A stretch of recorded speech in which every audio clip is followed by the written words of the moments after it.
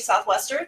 We'll be talking about heart disease prevention, women in cardiology, and a little bit about how you can best protect your heart during Heart Month. So I want to remind everybody that, we can't answer really specific patient questions because of privacy laws, but we will do our best to take as many questions as we can. We'll be going for about 20 minutes, so start submitting those questions now, and we'll get to as many as we can.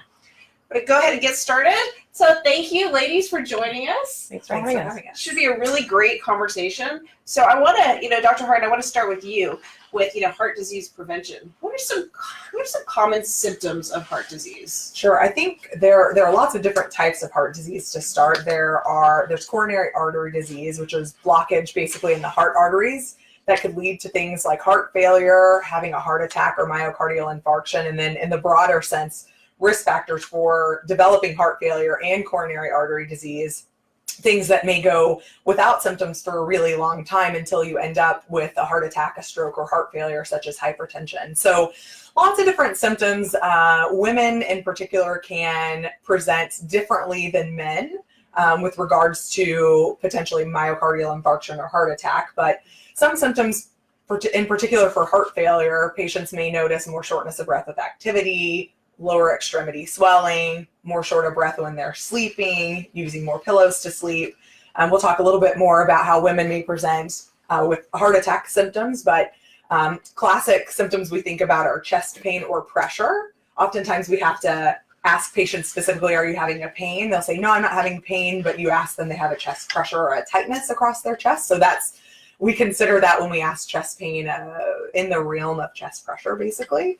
And then other things, if you have a headache, pounding headache, could be a symptom essentially of very high blood pressure that may have gone untreated, may be acute, or have happened over a short period of time. So lots of different symptoms that can present in the setting of these different types of cardiovascular diseases. Okay, that's good to know. So some of those sounded similar to what we've heard for stroke treatment as well.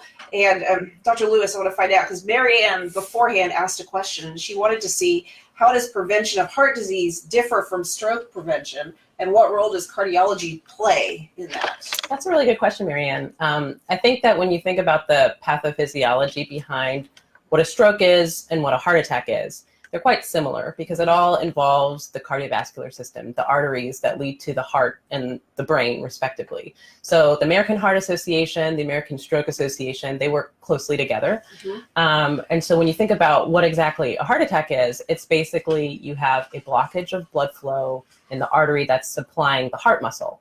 And so what an infarction is it's when that tissue is not getting enough blood flow, and so it starts to die. And so that's a myocardial infarction. A cerebral infarction is when you're getting a decrease in blood flow to the brain, and then a part of the brain tissue can die from that. So when we think about the treatment of both of these conditions, it can be similar. We often use aspirin, which is an antiplatelet drug. It helps to kind of thin the blood, and so we use that commonly in heart attacks and in strokes. Statin medications are also really important because a lot of the same risk factors that lead to heart attacks and strokes are similar. So hypertension, high cholesterol, diabetes are all quite similar. And so statins help to kind of protect the blood vessels as well. Okay, really good question, Marianne. Thanks for bringing that up. I see we do have a question here from Crystal. I want to take another question that came in advance, though. This was from Donna, because it kind of relates to guidelines. Mm-hmm. And she was curious. She said, how do you deal with the guidelines, or when somebody should go to the emergency room?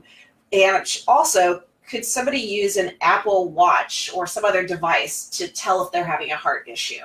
You want to start, Dr. Harden? Sure. I think it's tough in terms of addressing the question of the guidelines as to when to go to the emergency room. Certainly if things are, it gets a little tough because between women and men, when women can present differently, oftentimes they may have more shortness of breath with exertion or rest. They may have more nausea or abdominal symptoms and not necessarily have your classic chest pressure that we all think of when we're having, when patients come in having a heart attack. So it's just paying attention, I think, to your body and making sure that you're following up with a primary care physician regularly. If you have a history of high blood pressure and cholesterol, that those are well controlled. And if something just feels a little bit off, not right, making sure that you're having those addressed at least by a primary care physician so that they can take an additional look and decide whether you need something like an EKG or an ultrasound of your heart, something that may potentially be cardiac in nature.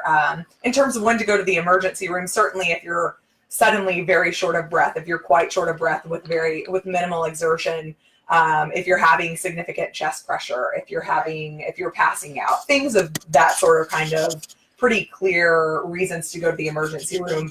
I know in certain examples they've been, well, I've had some jaw pain from TMJ, or, I have shoulder pain from a prior muscle tear. Those are a little bit harder if it's something clearly different than what you've experienced before, and you think that it's not an emergency. I would certainly address it with your primary care physician or cardiologist if you have one. And then if it's something that's severe and you think it needs to be checked out, that gets a little bit harder, of course, when you have other comorbidities. Okay. What about the Apple Watch? Do you want to take that? I think the Apple Watch, it can be useful in that it can detect your heart rate. So if you have a very fast heart rate, so normal heart rate is 60 to 100 usually on average. So if you have a very fast heart rate that's unusual for you at a resting kind of activity level, or if you have a very slow heart rate, it could kind of tell you that. But as far as kind of diagnosing much more than that, it wouldn't really be able to tell you as much as, say the symptoms would. Okay, interesting question. I know a lot of people are using them now, Yes. so it's good to know when you should listen to them and when you should move on. So we'll go ahead and take this question from Crystal, and her question is, what should we know about blood pressure, specifically sharp changes in readings from day to day? Is that something she should pay attention to? It kind of depends, where you're checking it and how you're checking it. So it's always important to make sure you're getting a true resting blood pressure. So, oftentimes we'll have patients who come into clinic and they've been just, driving down the highway, and then they rush into the clinic, and then, their blood pressure might be elevated. It's good to, kind of rest with your, feet flat on the floor, not talking for several minutes before you check it. And that should be a true resting blood pressure. And so, you can get fluctuations because of that. But, normal, we're always aiming for about 120 over 80 is what we, think is normal. So one thing that's helpful is if you kind of keep a blood pressure diary and write down your blood pressure readings. You don't have to necessarily check it, more than once a day, or even just a couple times a week. And then you can share that with your primary care doctor and kind of go through those readings and see what's normal. Good to know. So is there a best time of day to take your blood pressure consistently? Does it help if you take it in the morning or in the evenings? It kind of depends on if you do take blood pressure medicines. You can kind of take it in the morning if you want like a true kind of, when you've woken up, or if you want to take it later in the day after you've had your blood pressure medicines for a few hours. Be just consistency, I think, in taking it about the same time of the day each day. And then making sure if you get an abnormal blood pressure reading to relax for 5 minutes, rest, and then repeat it again. We certainly, if there's something that's quite different than what you've been running, in particular, whether very high or low, and you've noticed a trend in your blood pressure measurements, we've certainly had patients come in and have their blood pressure cuffs calibrated against what we're getting in the clinic. Sometimes it's not completely accurate, but using the same blood pressure cuff to measure your blood pressure at home over time, keeping a diary and doing it probably the same time of the day each time would be helpful. That makes sense. Good question, Crystal. Thanks for bringing that up. So we've got one here from Jeannie, and she is telling us that her mother had a thickening of the heart, or a thickening of the muscle inside the heart. And her question is, though, is that a hereditary type of heart issue, and is it something that she or others in the family should be concerned about? Sure. That one? Sure. I think there are lots of different causes of thickening of the heart muscle. Some of them are hereditary in terms of hypertrophic cardiomyopathies, or certain types of infiltrative cardiomyopathies where that can be hereditary, where there's abnormal protein deposition, for example, proteins that deposit in the heart muscle. So certainly if family members have been diagnosed with thickening of the heart muscle, I would say, taking a step back, one of the more common reasons when patients who are older who had high blood pressure, certainly high blood pressure over time can lead to thickening of the heart muscle, but there certainly are other forms that can be hereditary. And so I would absolutely make sure that probably at least run that by your primary care physician. I'm assuming that this person's mother has a cardiologist, and making sure that recommendations from the cardiologist are followed, because there are certain instances, oftentimes there will be screening guidelines for family members depending on what the thickening of her heart muscle is from. Perfect. Now, Dr. Lewis, I know that you're a chief fellow here in cardiology this year, and you've done some of your work in preventive heart disease. Our next question is from Lori, and she says something that I hear all the time. There are so many diets out there. What is the best diet for heart health?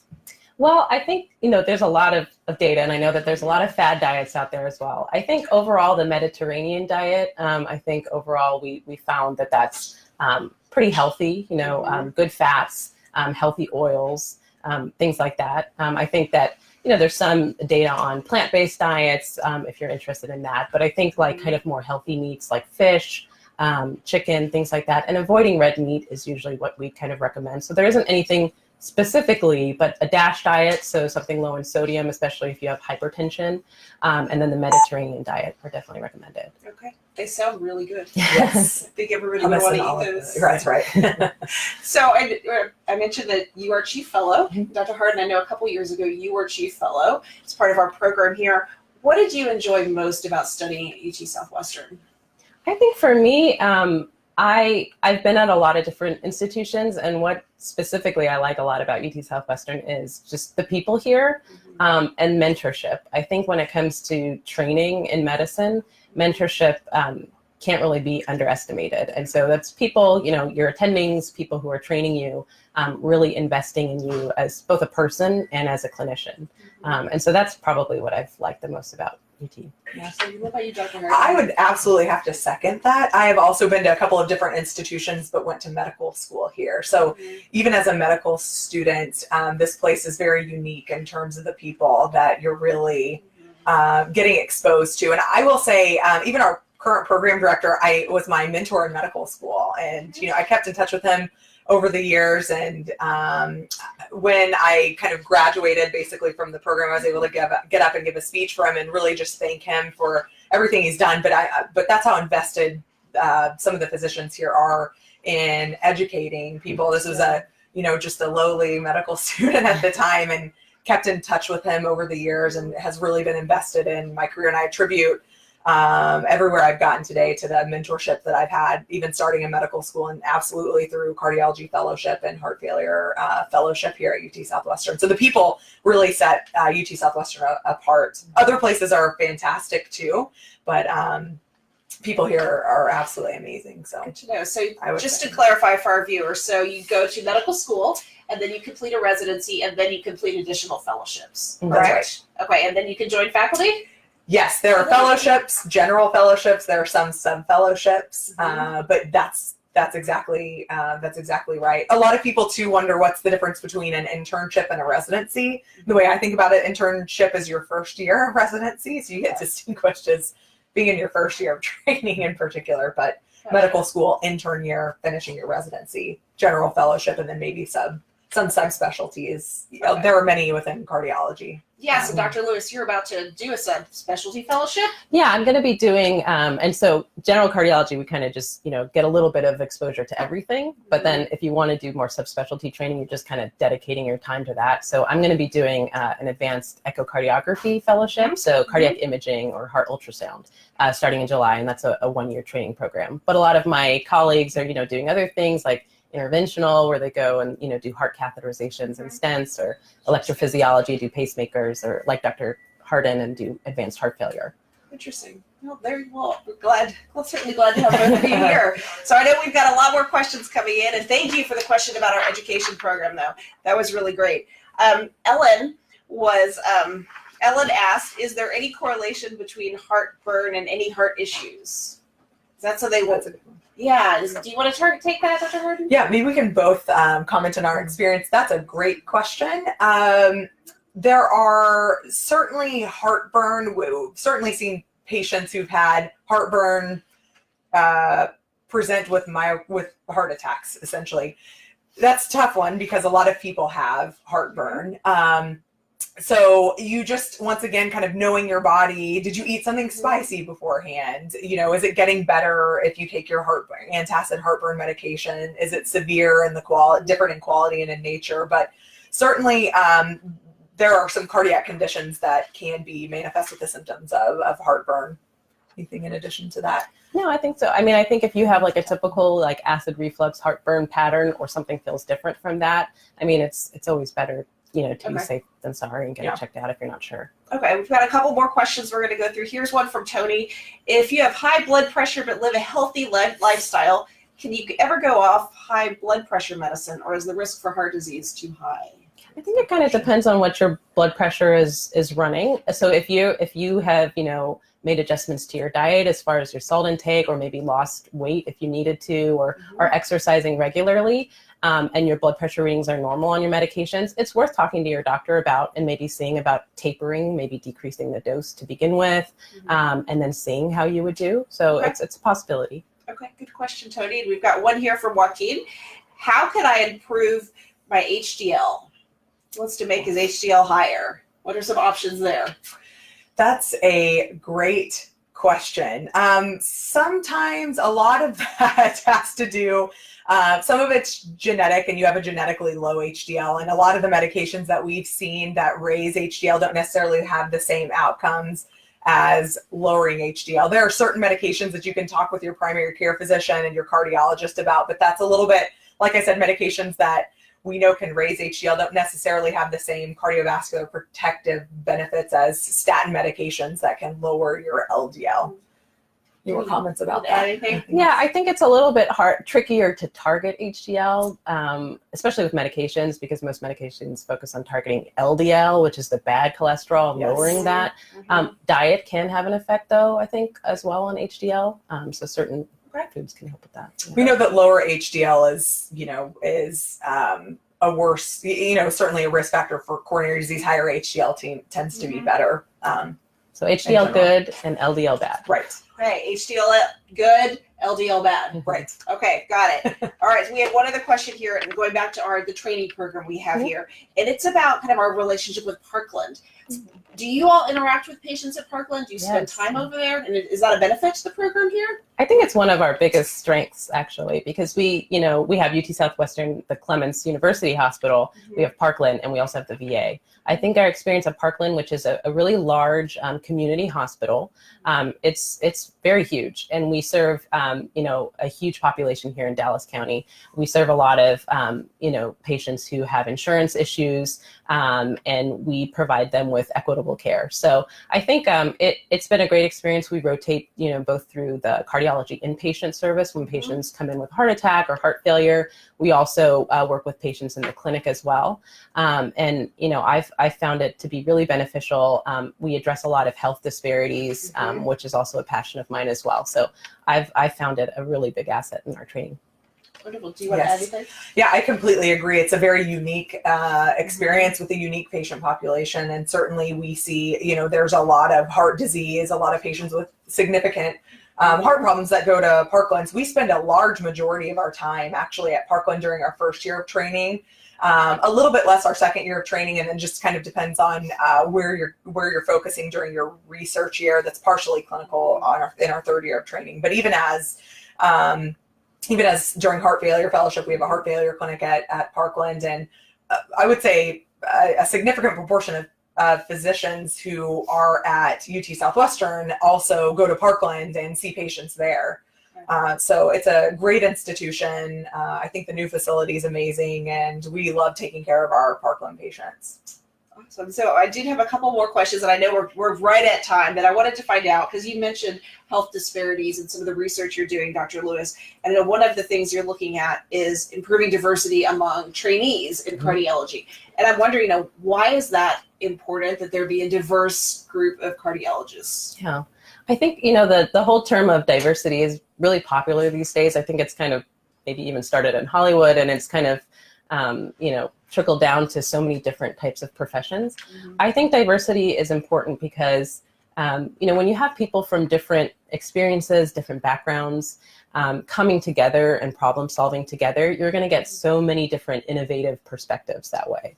So I think another thing when it comes to addressing health disparities and health equity in this country, it's making sure that we have a healthcare workforce that reflects the patient population that we're caring for. I think that's probably one of the primary things that we can do. So I think, kind of moving forward together in a team that reflects our patients is really, really important, whether it be racial diversity, gender diversity, especially in cardiology, because there is kind of a pretty significant, significantly less women who go into cardiology historically, which we could have a whole discussion about that as well. But I think that that's definitely kind of a passion of mine, and kind of all the women here at UT Southwestern, we're definitely doing a great job of trying to recruit more women here and provide, the best equitable care that we can for our patients is ultimately our goal. All right, sounds great. So we've got time for one more question, and I'm going to ask this for you, Dr. Hart, because I know we worked together in the past on exercise. Yes. And this question is from Carter. And are there specific types of exercise you recommend to prevent heart disease?